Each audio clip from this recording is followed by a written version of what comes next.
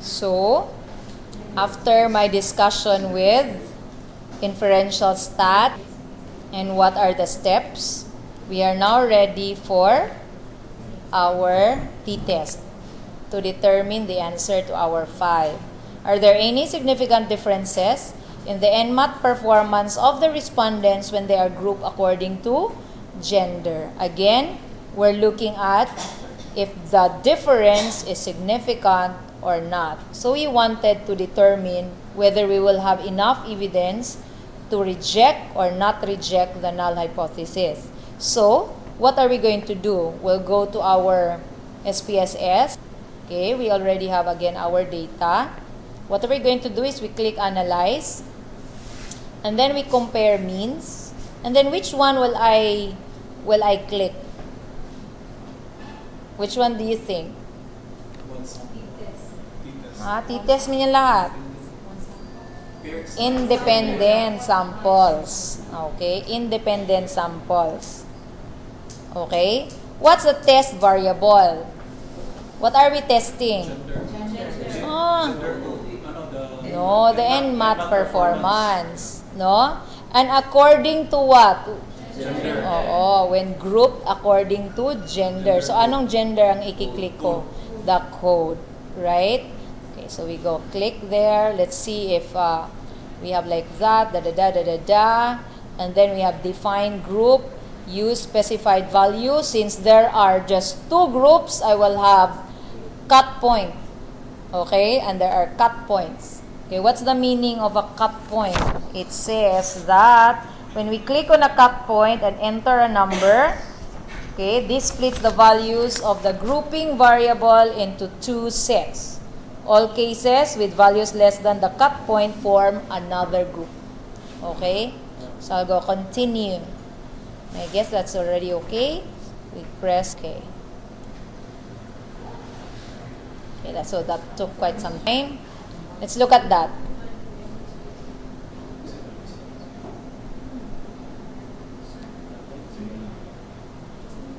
Is this the mean kanina? Yeah, of what?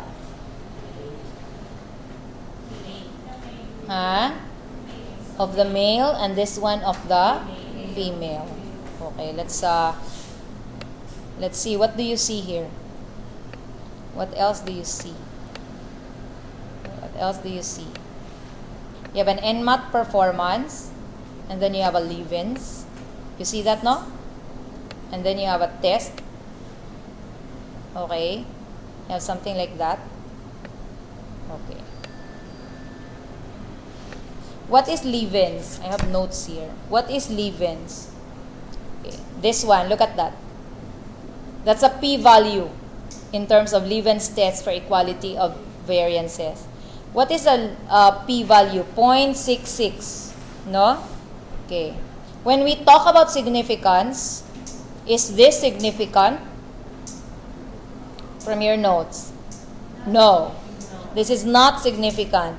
This should not be significant if we want to say that the variances was taken care of.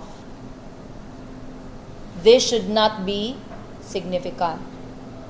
Okay? Ito siya. Before we consider the rest.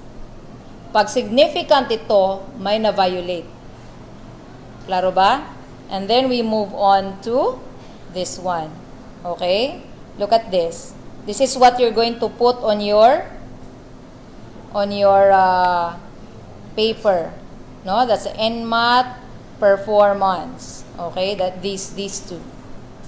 All right, the degrees of freedom. Why is the degrees of freedom 34? Because you have 36 minus 2 categories, no?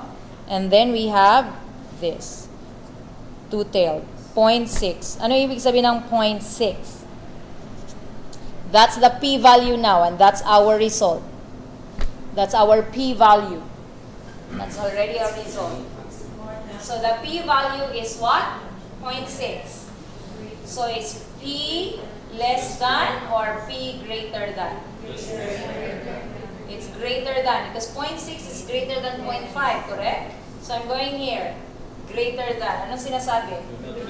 Do not reject. And what is our our decision is do not reject. And what is our interpretation there? That it is not significant. What are we saying? Look at that. There's a difference there, right? There's a difference, correct? What we're saying is that you cannot say that one is better than the other. Okay? They perform similarly. They perform the same. Even if it looks like the other gender has a higher mean. What do we mean by it's not significant? What are we saying? That the difference is too small that it can be attributed to, what's the word? Chance. So what are we saying now? That wala naman talagang diferensya kanina mean. Naalang may diferensya tungod sa chance. So what can I say now? Can I say that the one gender is better than the other? No. They perform the same. Now what kind of the same? What kind of the same? Are they the same satisfactory? The same just good? Same just passing. Alright? So bakit ganyan? Bakit may ganyang ano? Bakit parang walang diferensya ang male o female sa mga NMA?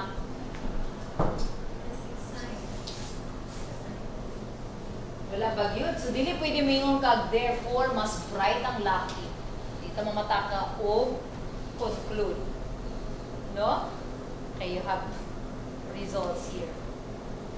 So then you can cite some literature which will help you that, you know, when we are really talking about thinking, when we're talking about math skills, when we're talking about science skills, gender doesn't really come and play a part.